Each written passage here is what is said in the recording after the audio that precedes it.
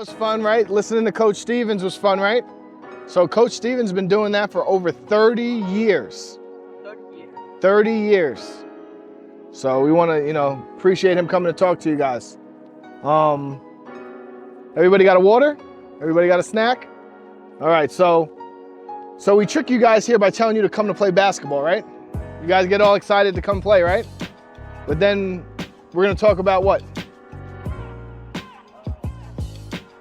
Anti-bullying, right? So today I want to talk about, last week we introduced bullying to you guys, right? I want to talk about other types of aggressive behavior, like peer conflict, hazing, gang violence, harassment, stalking, young adults, and workplace bullying. Some other types of bullying, okay? Peer conflict bullying. Remember when I said bullying happens when there's a power indifference? Well, when it's a peer conflict, that means two classmates are arguing over who's the better basketball team. So if I tell you the Knicks are better and you tell me the Nets are better, is that bullying each other? It's just disagreeing, right? Say it again? Yeah. It's just disagreeing, so it's not bullying, it's just you're having a disagreement, you're having conflict, right? So if I say the Knicks are the best and he says the Nets are the best, who's better, the Knicks or the Nets? There we go. Okay, does anybody know what hazing is? I'll come back to you. All right, hazing is the use of embarrassing or dangerous activities by a group of people to welcome or initiate a new person. So, Danny, stand up. If it's his first day here and you guys tell him to clean up all the garbage on the floor by himself, that's hazing, because you guys should all clean up the garbage, right? But just making the new person do it, that's hazing, and it happens a lot when you get into high school and college and in the workplace. All right, sit down, Dan. Gang violence. Does anybody know what gang violence is? Go ahead. So then you Gang up on somebody. Anybody else? Bless you. Jumping somebody? Good. So there are a lot of reasons why youth get involved in gangs. Sometimes you get pulled into a gang that they think you might earn a lot of money or have friends or gain status. Other times you get pushed into a gang because you're afraid for your safety. All right. So even though some of you guys may believe that gang involvement may provide safety, protection, excitement, and opportunities, it's actually the opposite. The youth will get caught up in gangs and are less likely to graduate from high school.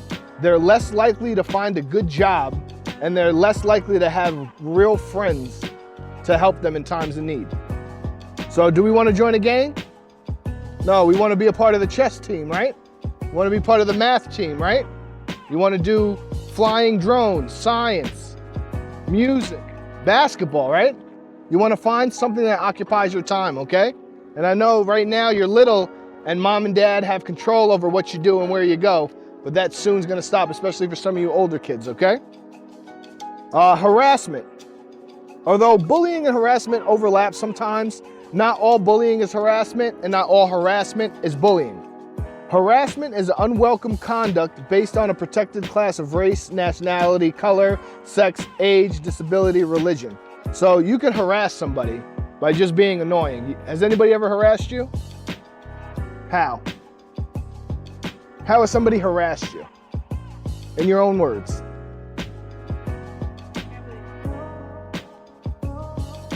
All right, so if I ask you for $1 and you tell me no, and I ask you for $1 again, can I have $1? Can I have $1? Can I have $1? Can I have $1? Can I have $1? Give me $1, give me $1, give me $1, give me $1. You got $1? You got $1? That's harassment, right? This one is an interesting one. Does anybody know what stalking is?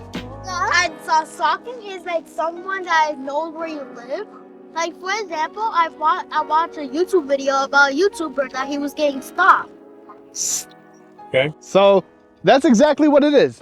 It's if I don't like you and you live over there, I walk by your house to see if you're home, to see if you're there. Stalking is when you follow When you follow someone everywhere they go. So we all know what stalking is, right? Now, do you want to be a stalker? No. Never, right?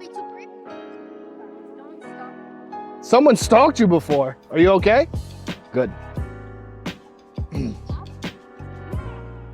All right, as you guys grow up, you're gonna start to become young adults. Like our young adults here are Coach Josh, Coach Vaughn, Coach Xavier, Coach Omar. Those are young adults, right? Because they're not quite adults, but they're not quite kids, right? So behaviors that are traditionally considered bullying among school-aged kids often require new attention to strategies as you get older and go into high school.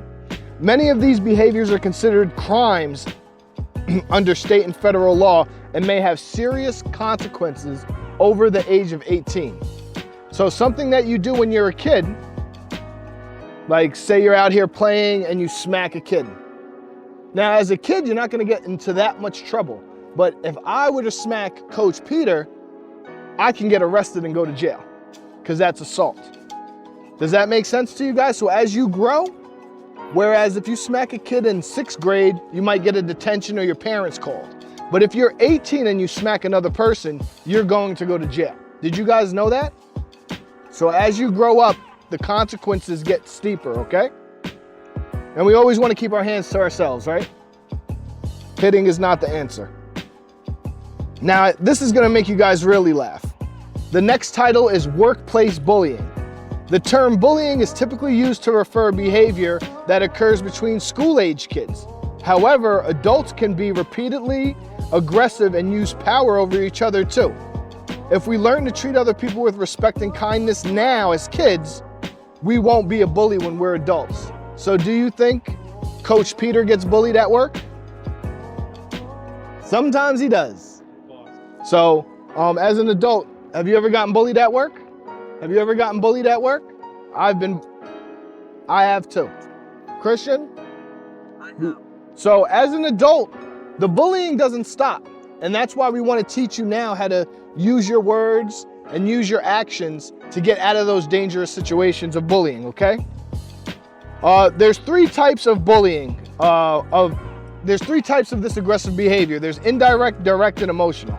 Give me 2 more minutes, guys. We're gonna finish our snacks and we can go back to playing, okay? Thank you.